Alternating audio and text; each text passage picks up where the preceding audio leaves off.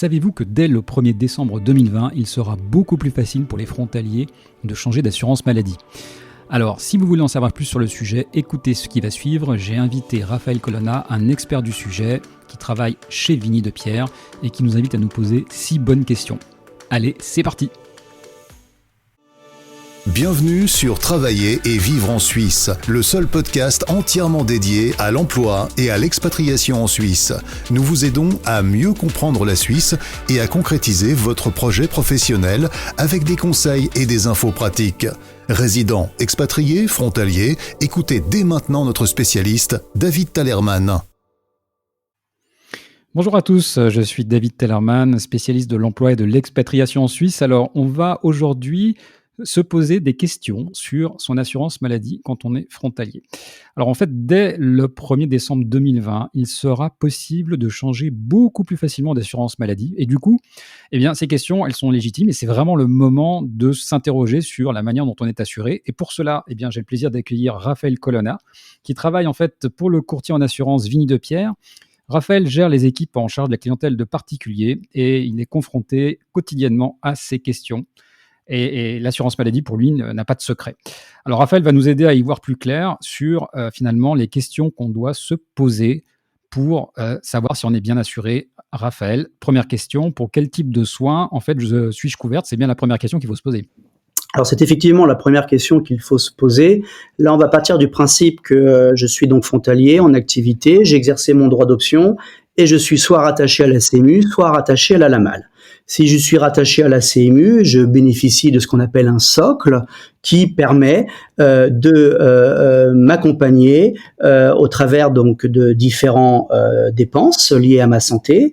On retrouve donc l'hospitalisation naturellement, on verra un peu plus en détail qu'est-ce qu'on met derrière ce terme, l'ambulatoire, c'est-à-dire médecin ou spécialiste de ville, et puis également quelques renforts au niveau, quelques prises en charge, je veux dire au niveau dentaire ou optique. Voilà pour ce qui est de la CMU. Pour ce qui est de la LAMAL, on retrouve également un socle pas très éloigné finalement de la CMU, puisqu'on retrouve à la fois donc les séjours hospitaliers, ce qu'on appelle le stationnaire en Suisse, également tout ce qui est lié au traitement ambulatoire, donc l'accès pour un généraliste ou un spécialiste.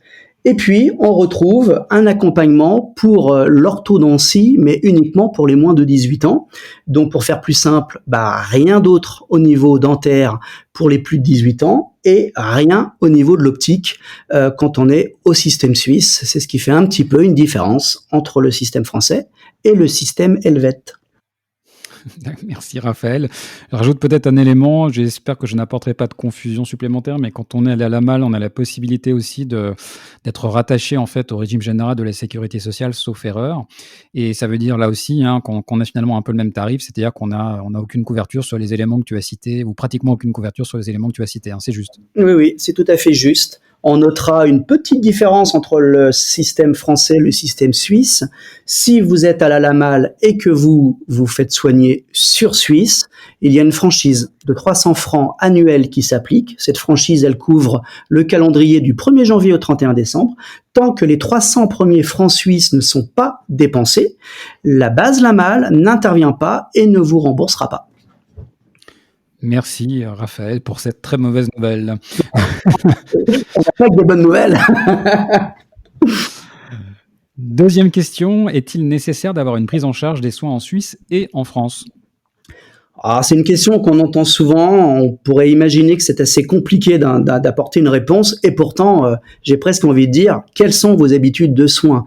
Si vous avez des habitudes de soins sur France, vous avez votre parcours de soins, vous avez l'habitude de voir votre médecin ou certains spécialistes, pour vous ou vos enfants d'ailleurs, j'ai presque envie de dire, continuez de vous faire soigner en France.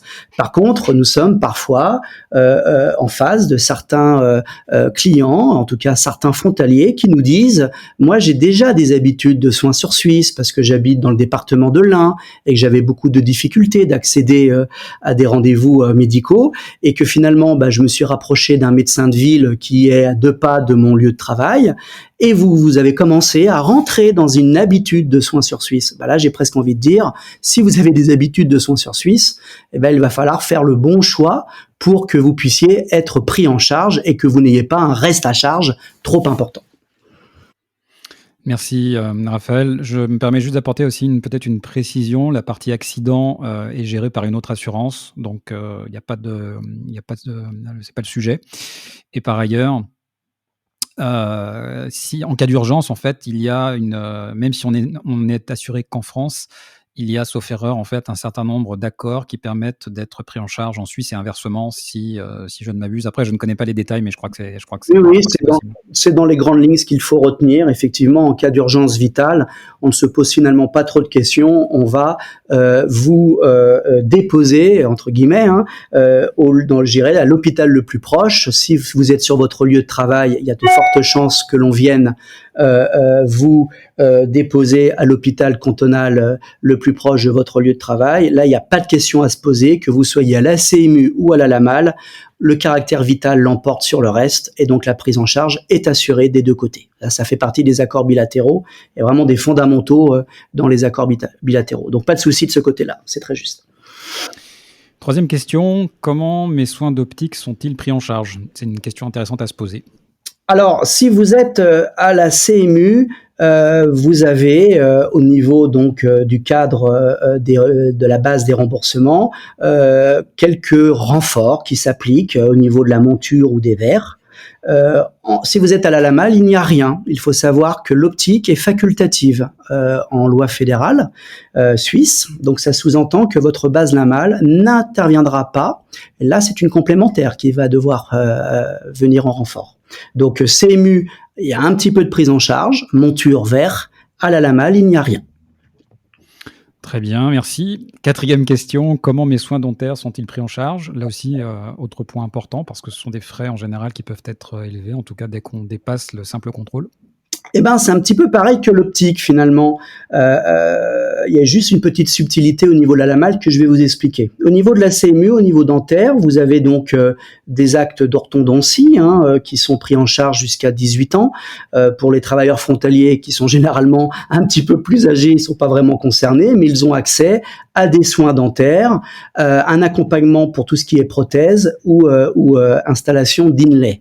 Donc là, il y a bel et bien je dirais, un accompagnement, un petit renfort qui est pris en charge par la CMU. Au niveau de la LAMAL, il n'y a rien, c'est comme l'optique, sauf dans le cadre d'un accident, c'est-à-dire que vous avez un dommage dentaire dû à un accident.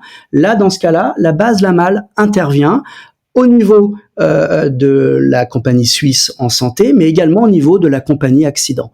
Donc le dentaire uniquement dans le cadre d'un accident. Une petite subtilité en Suisse qu'il faut connaître. Très intéressant. Merci Raphaël. Autre volet qui peut être extrêmement coûteux également et sur lequel il faut se poser une question, l'hospitalisation. Comment je suis pris en charge en cas d'hospitalisation?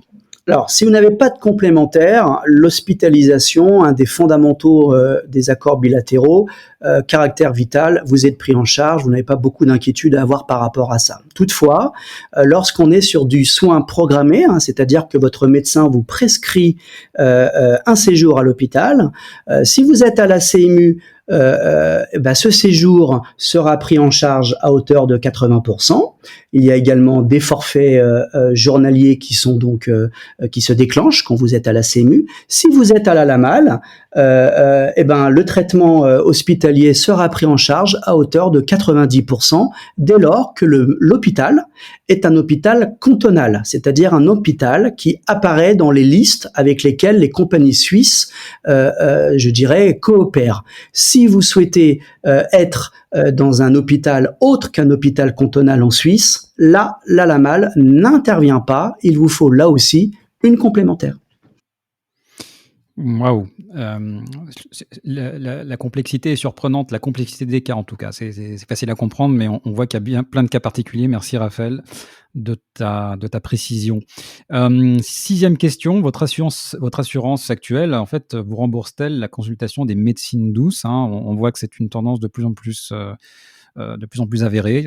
Les patients veulent des médecines douces, mais malheureusement, je crois que toutes les assurances ne les prennent pas en charge. Alors, si vous êtes à la CMU, il n'y a absolument aucune prestation médecine douce prise en charge. Si vous êtes à la Lamal, c'est un tout petit peu plus subtil puisqu'il y a certaines médecines complémentaires qui sont prises en charge par la Lamal, donc directement depuis le socle, sans passer par une complémentaire. Il s'agit de l'acupuncture et également des médecines, je dirais, thérapeutiques, type médecine chinoise. Au-delà de ces deux cadres-là, acupuncture et médecine chinoise, rien n'est pris en compte au niveau de la base Lamal.